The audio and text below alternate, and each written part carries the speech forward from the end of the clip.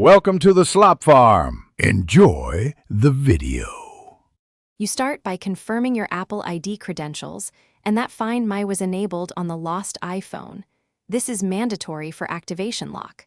Once you have those, sign in to Icloud. Com or open the Find My app on another Apple device.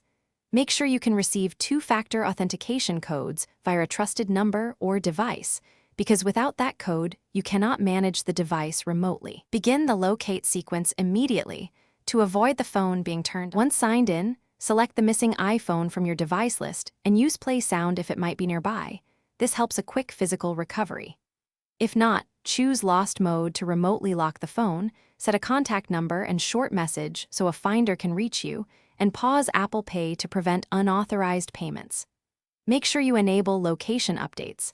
This both tracks the device and preserves evidence. These steps legally secure your data and keep activation lock active.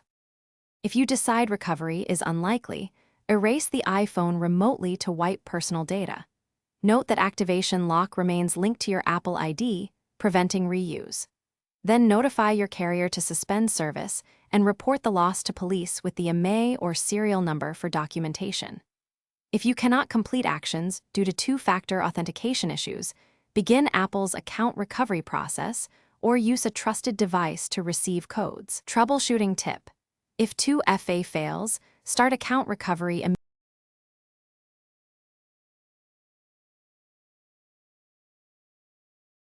Thanks for watching.